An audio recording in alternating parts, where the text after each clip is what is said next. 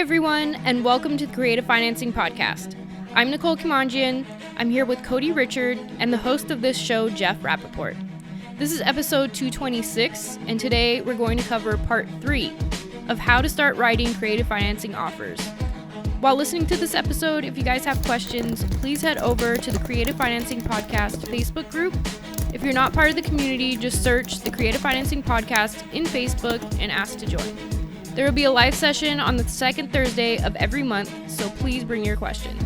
If you're watching this on YouTube, you can ask your questions in the comments below. Lastly, we want to thank you for subscribing, liking, and sharing the podcast with your friends. All right, so we're going to continue on with another episode of how to figure out where to go with a lead, right? How to start determining what direction to go in and how to start writing offers. So let's start this with a quick question to you, Nicole. What when we talk about creating owner finance offers, what is one of the first things that we want to do? And this is review time from last episode. What would be one of the things that we'd want to do? Knowing what our exit strategy is. There you go. Good job. All right. And Cody, when you are gathering information, how important is it when you're talking to the seller to gather the detailed information if you want to put together good creative financing offers? I'd say it's pretty essential, especially the mortgage information, or else you're just shooting in the dark. And once you put an offer together, it's pretty likely that they'll come back and say, oh, that payment doesn't work for me. It's lower than my mortgage. Or, oh, that I wouldn't be able to go that long on the term. Because if you don't have that information, how would you know? And it's just going to take too many back and forth efforts to get a deal done. Yep. And I agree. And if, to me, and you know this as well as anyone, Cody, that I put a lot of emphasis on talking to sellers and being able to listen and being able to ask some of the what I call more difficult questions, right? Where people are afraid to ask because they're afraid of the answer. And something to the effect with how much of a down payment would they be open to? How long of a term would they be willing to go? But if you have this information, does it make your job easier or harder? 100% easier. 100% at least, right? All right. So what I wanted to do today is I have a coaching student in the academy that just brought me a deal, and it's not a deal. It's something that he was putting an offer on, and he sent me the information, wanted to go over it. And I am in no way trying to, this is all constructive criticism, okay? But I think it's a good example of where, if you're going to make mistakes, it's almost where are those mistakes more commonly going to be made? And I would tell you that the biggest mistake made right off the bat is when you're talking to the seller and you did not get all of the information, because if you don't have it, you're winging it. And that would be like saying I'm making a cash offer without knowing if the property is in good condition or poor condition. Without knowing what the property is truly worth, I'm making an offer. I'm just throwing numbers out and see what sticks. In which case, you don't need this podcast, and you don't really need to understand creative finance if that's the way you're going to run your real estate business. So we have a condo, okay? And I'm just going to type, can you see that? It might be able to zoom in a little bit more, but I can see it. Let's see. It's at the bottom right of your screen. It is. I think it's up here, isn't it? The bottom right, you'll see the 100%. Oh, yeah. All right. Perfect. Is that all right? Yeah, nice and clear. Okay. All right. So it's a condo. It's 3-bed, 2-bath. And really what you need to know is we don't know. Tough start. Chances are it's free and clear, but we really don't know. Okay. By the way, if the person, whoever this was, hears this, I have done this too, where I've called Jeff and I'm like, hey, can you help me? We all have. Okay. Sure. Yeah. We all have. And that's why I say this is all constructive criticism, and we already had an in-depth conversation about it today. Okay, ARV. And here's why I say this, is that he has an ARV, but I wonder how accurate it is. And the reason I say that is that this seller was asking significantly more than what his ARV was at. Rents are significantly higher in terms of the 1% rule than what the ARV is. And on like PropStream, it was showing that they had taken out multiple loans 10 years ago for significantly more than what the ARV is. And so I question that. Okay. We are going to put a number, and we're just going to use his number. Okay. Which is 135 to 150, maybe. Okay. What kind of market is this in? It's in Like Florida. Midwest, Florida? Okay. Yep. That's weird that our last two examples have been in Florida, right? Totally coincidental. The condition is good. It's a rental, okay? And it is rented for $1,300 a month. And I think, well, we'll get to that in a second, okay? And I guess they are open to terms, I guess. And when I say that, I don't know what exact conversation was, but I believe that they were at least open to it. Okay. So we'll make some assumptions here. Okay. Let's assume that there's 0 owed. And let's assume that the ARV is around 135. Okay. Those may be right. They may be wrong.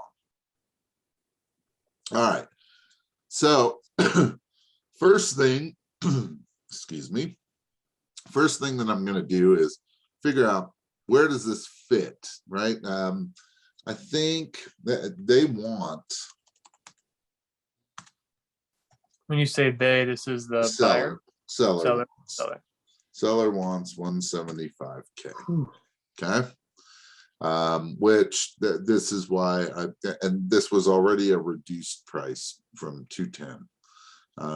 Okay, so it makes me wonder, are our comps very good? But okay, we're just gonna go with this, right? Because I don't know about you, Cody, but have you seen real numbers where they're asking significantly more than what their property is worth? Oh yeah. Regularly, right? So it's still possible he's right and they're wrong. So yeah, come across it every day. Yeah. So I am not saying that he is wrong. I'm just saying I wonder. Okay. And so let's think about this. So we're going to run our comps. Okay. Let's say we run our rental comps. Okay. I think this could rent for $1,500 to $1,600 a month. And you use Rentometer for that, right? I used Rentometer and bigger pockets. Yeah, both. Okay. And so now I've done my due diligence, right? So now it would be really nice if I knew if this seller is open to terms what kind of down payment they were expecting, and how long of a term they would be willing to go. Okay, but I don't know any of that. What I do know are taxes and HOA total about $325 per month. Okay, so what that tells me is that this seller is probably, he's renting for 1,300. Yeah, we still got to add in some insurance here. I don't know if there's any utilities that he may be paying for, but my guess is that he probably nets around 900 a month, right? But that's probably in the vicinity. Seller nets $900 a month, right? So what could we do with this? What are our possible exits? Nicole, give me one or two. Maybe an owner occupy. Okay, rehab, yes or no? I mean, no, if his ARV is Yeah, correct. not even close, right? Hotel. Yes or no? I would say a no. Well, let me make it simple. Right now, we don't think that there's any equity, zero, right? So anything that has to do with equity is probably not going to work here, right? So hotel, no. Rental. Yes. Sure, If- it might, depending on what we can structure, right? Mhm. What else do we have? We have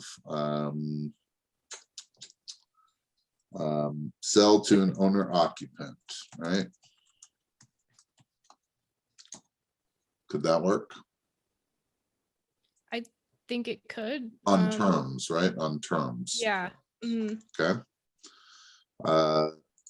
Novation's not going to work. Assisted living's out, group homes Just the out. general wholesale, but you'd have to do it in one of those strategies you marked yes It would for. have to be this one, right? That Yeah. I might be able to wholesale it or stay in the middle, one of the two. Okay. So really, these are our two choices, correct? Would you guys agree? Yep. Yeah. That everything else is out. If we're basing all of our decisions on these numbers, right? So is there a reason? So we have two choices when we're dealing with someone like this, right? So if they're really asking, let's say 40,000 more than asking price, what are our choices, Cody? What do we do? In terms of owner financing, I'm just saying, but how do we handle this seller? What are our possibilities? What are our choices? so I would say if we're doing owner financing and we're willing to pay that price, I would make sure the term is long enough to get it paid down. And I would try to have a pretty low interest rate to make sure my payment's down since we're paying more than it's worth. Mhm. Or we could come back and negotiate and try to push that asking price down.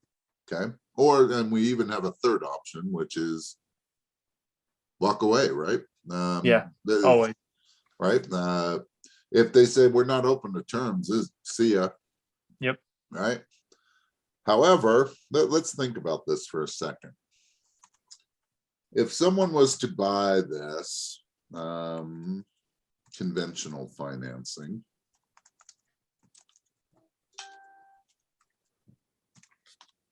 so on your calculator,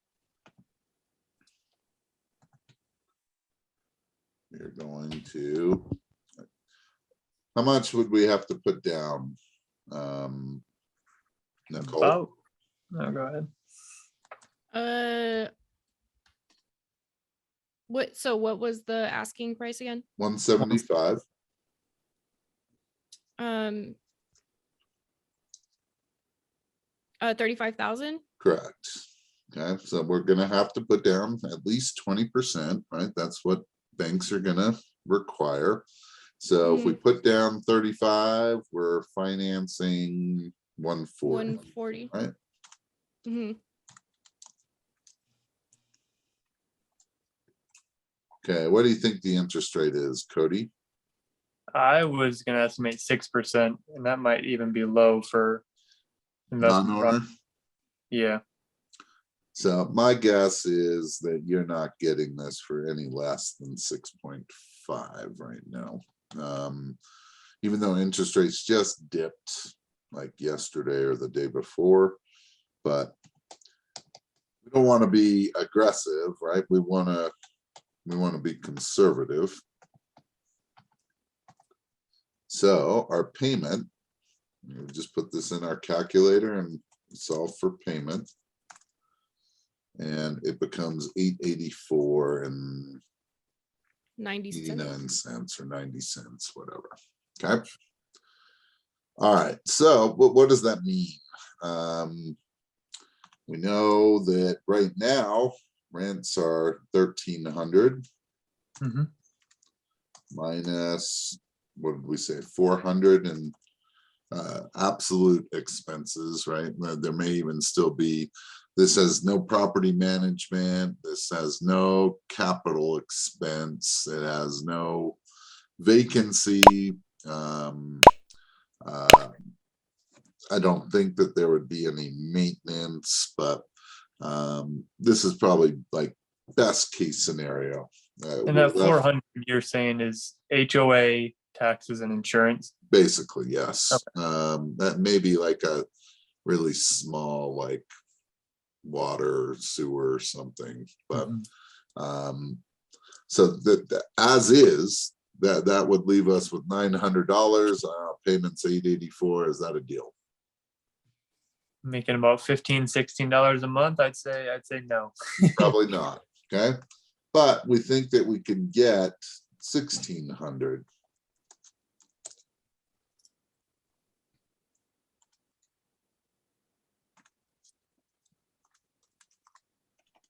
$1,200.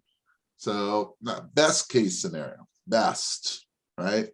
If we were to go to the bank and get a loan at this price, if all of our other numbers are correct, by the way, if the property is really only worth 135, we're not getting a loan for 145 or 140. That's not happening. But let's just say that it was truly worth 175. Is this a deal? I would say so. That's like $300. It's marginal, I mean, right? it's not, yeah, it's not like the greatest, but it's better Right. than $16. If we, well, and remember, if we're adding in any kind of property manager, if we're adding in, vacancy or capital expense, there's not much capital expense with the condo. Yeah.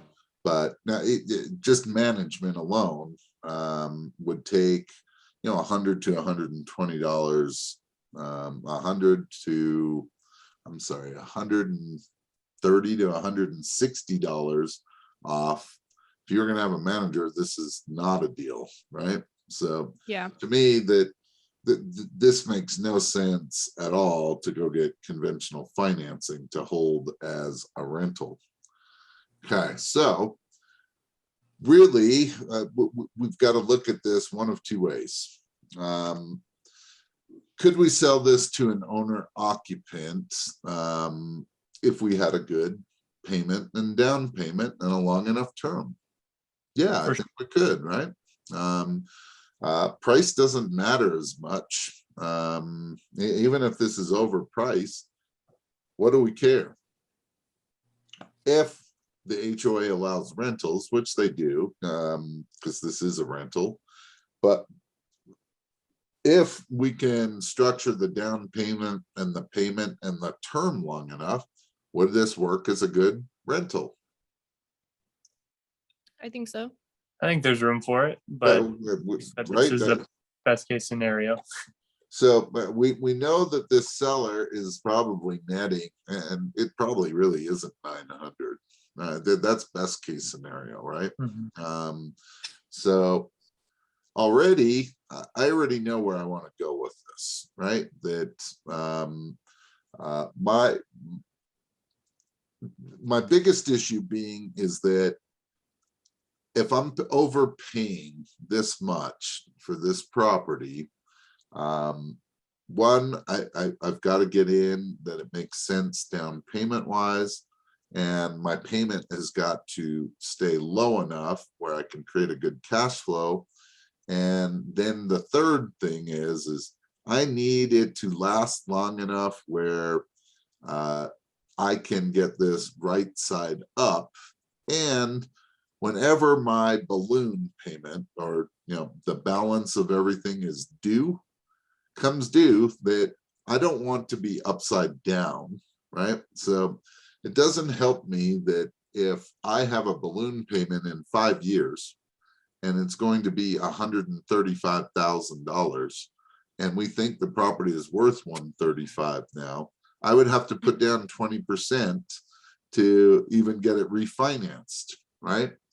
Plus, what if interest rates are 7 in 5 years, and rents haven't changed that much? Would I even want to refinance at that much? So let's think about this for a second. So let's say that in 5 years we have a present value, and I'm just making these numbers up, right? But let's say we still have 135, and interest is, let's call it 6.75%, and term would be 30 years.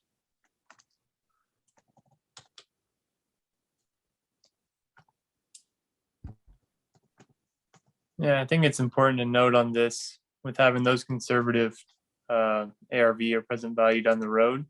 People are going to have different opinions on where it goes, but I think it is best to be more conservative on it, because you don't want to over leverage on something and then be upside down on it when you need to refinance and lose the property, or Right. just put yourself in a poor position down the road when that's not necessary. Yep. So here's the way I look at it, is that interest rates are on the rise, right? They've been really low for a really long time, and they've been going up significantly in the last 4 months, 6 months, something like that. Is it more likely that interest rates will be around 6 and 7% in 5 years, or more around 4 or 5%? What's more likely going to happen? I know most people that are new to real estate, when I say new, in the last 5 to 7 years, have only seen interest rates at 4% and lower, right? That is not what normally happens. That is the exception, not the rule. And at 6.5%, that's still a pretty decent interest rate. It's not that great with the way prices are right now and what people are used to, but that's not a bad interest rate. I've seen interest rates over 8. I know people that were in real estate years and years ago where they were 12 to 18%. To have it here, to me, it's like we're on the increase. So I'm not going to plan. I mean, you can overthink this till it doesn't even matter anymore. Like, well, what if they're 9%? Well, I can't plan for whether they're going to be 9%. But what I can plan is, hey, if they're up around the 6.5 range, is it possible that they could be around 7 and a quarter, 6.75? Yeah. And if it's less, bonus, right? Yeah. So, but here's the issue here. It doesn't even matter what this payment is, because if this property doesn't appreciate by 20% in 5 years, I got to put down a whole bunch more money. So that should be the goal, right? So we're looking at this strictly as a rental right now, where We need to, whether it's us or we're going to wholesale it to someone else, it doesn't really matter. But what are the things that you would want, Cody, if you were going to buy this? Well, actually, let me go to Nicole, because you have a rental, Nicole. What would make this enticing for you to buy if we could create terms? And you already know you're overpaying. The payment, so that I can have more cash flow. Okay, so And what's a good payment, do you think? Oh, At I like have no idea. $900, if we're paying like 900. Well, I would definitely want management, because I do not do that myself. So Okay. enough to cover Okay. to have cash flow and the management fee. Okay. So if the rental is either 13 to 1600, or is it 1600? So it's 13 right now. Oh, But okay. when we buy it, we can increase it at some point in the near future. Maybe like a $500 to $600 payment. Okay. So let's say $600 a month. PI. Okay, what else? I would want a low interest rate. Okay, let's not talk about the interest rate yet. What else? Okay. The term. Purchase price is 175. Could I offer less? You could. What do you think the chances are if I already got this seller to come down, let's say $35,000 down to 175? What are the chances I'm going to continue to get him to come down, and I'm not going to pay him all at once? Probably slim to none. Right? I might as well just have the conversation that I don't agree with your value. And here's why I don't agree, and show them and see if we come to a meeting of the minds, right? Because if I keep dropping this price, at some point they're going to say, no way. They've already come down this much. I'd rather just say, you know what? I'm going to pay you a premium. But in return for that premium, this is what I need. So would down payment matter to you? Oh yeah, I totally forgot about that. What would kind of down payment would you want? Normally you'd be paying $35,000, right? Yeah. So I don't know, like 15,000. Okay. So let's Is that say fair? between 10 and 15. Okay.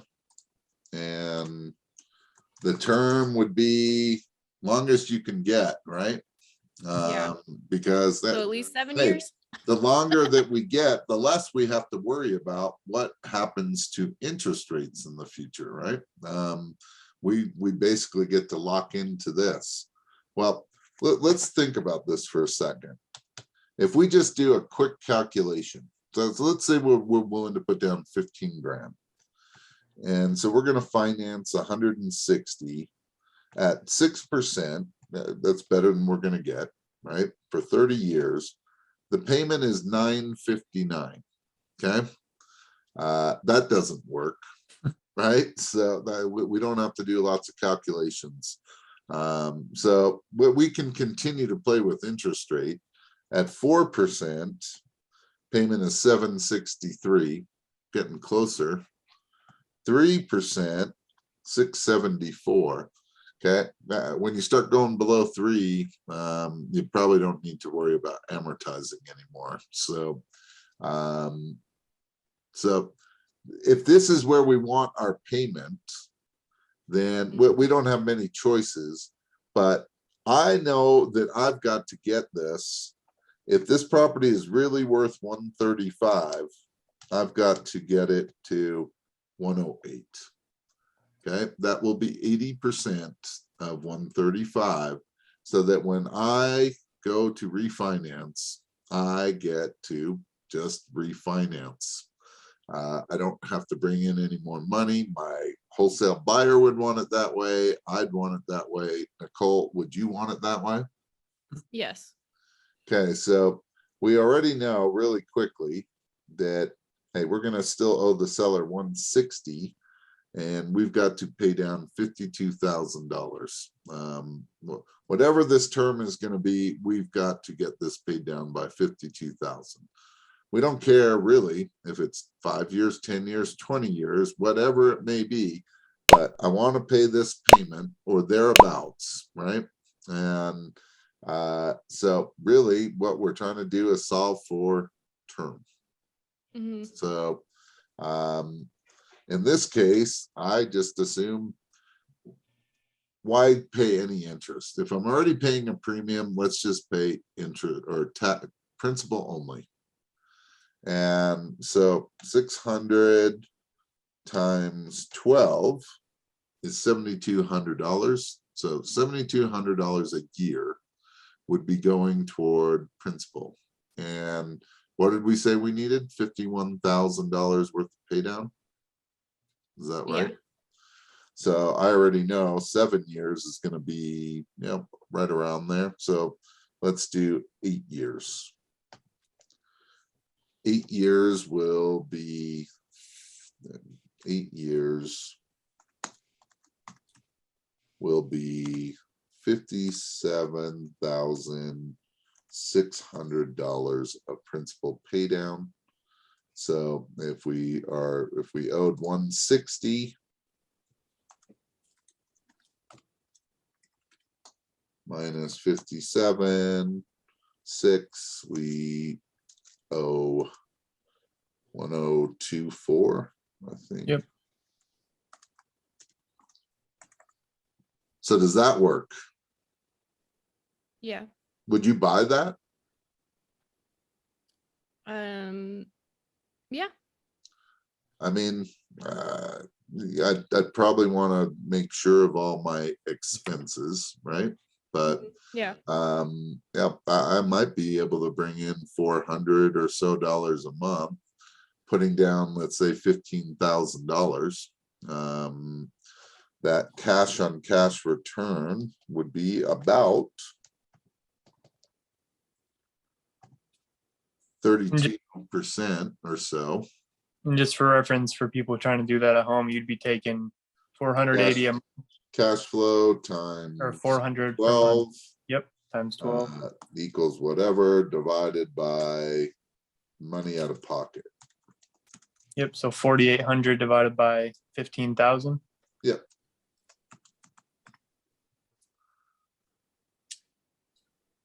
So to me, this becomes very clear. Now, could I sell this on terms if I get if I make this same offer? Yeah, I could. The only thing I want to be a little careful about is this down payment. So I make sure that I can, at the very least, I want to cover my down payment, right? I'd like to be able to get back the money that I give the seller, so I'm not out any money. This would be structured a little differently, just at a higher interest rate, not a rent. But yeah, this could work very easily. The only other thing I'd be is, hey, I don't want this getting cashed out early, because even if I'm selling this at 175, or maybe even slightly higher, at some point, well, first of all, could I just wholesale this? Could I just say, hey, for $25,000 down payment, you can have a $600 a month principal and interest, or principal only, right? Just principal for the next 8 years or 10 years or whatever we work out. Yeah, I could.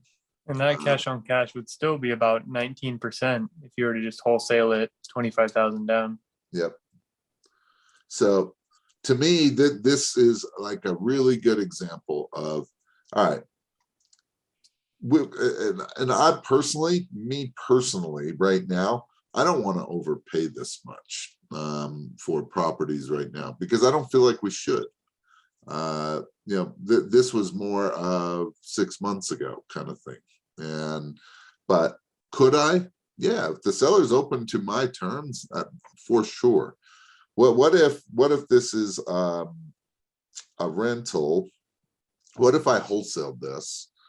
And well, actually, it wouldn't matter. So we don't even need to go there.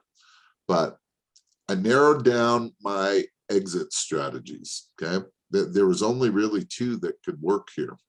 And I'm structuring the offers. Now, I don't know if this would work for the seller. I have no clue, right? That would have been the first thing that I would have suggested, is get that information up front, because now I've done all this work, but I really have no idea if the seller is open to taking 10 or 15 grand down, right? $600 a month. That's probably significantly less than what he's been netting from this property. I really don't have a clue if this is even feasible.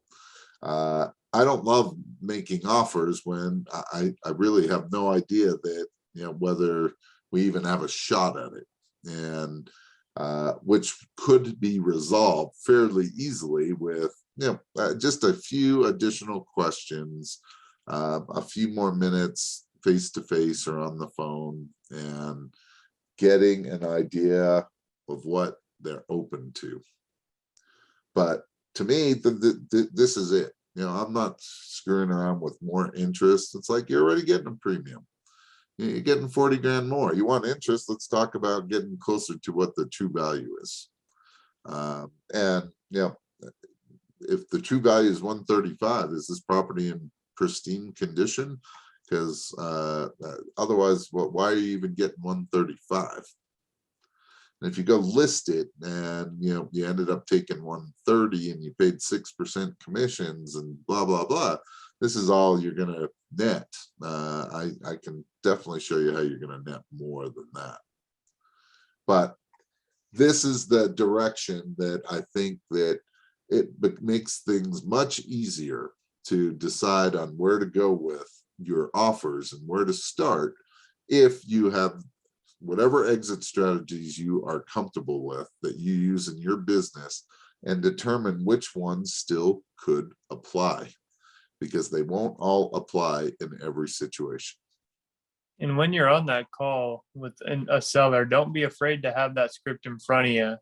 Kind of be checking it off as you go through it to make sure you cover everything. And then near the end of the call, kind of take a final look back through and say, oh, I forgot to get the mortgage info, and grab that. I tell our team all the time, this, right? If we're missing stuff that either I was willing to just guess, or I said, go back and get this information, because it's a decent, this particular deal probably doesn't take that long once you decide on the direction. And to me, the biggest issue is, do I want to mess with it if I really believe that it's worth, it's more 40 grand more than I'm paying 40 grand more than what it's worth. And the biggest thing, the biggest is, what do I think I would net with that kind of payment, right? Because I can overcome overpaying for the property, but I better be clear on what I'm going to net cash flow wise, right? Because if it's really like, hey, rents are really going to be more like $1,450, and property management, and I've got to pay some utilities, and all of a sudden, hey, if cash flow is like 300, yeah, I'm not that interested anymore. Not going to overpay and create a pretty small cash flow. It's not worth it to me. I think there are better deals out there. I would be, and I would probably be upfront with the seller. I'd be like, you're asking too much. If you want to come down and you're willing to entertain terms, I will put together an offer for you. But maybe we're just not a very good fit right now. Any last questions? We'll wrap this up. No, thank you for taking the time to go through this. Yeah, Yeah, I learned a lot. good. All right. Well, hopefully all of you out there felt like this was good information that hopefully you can use in your business. So go out and create some terms.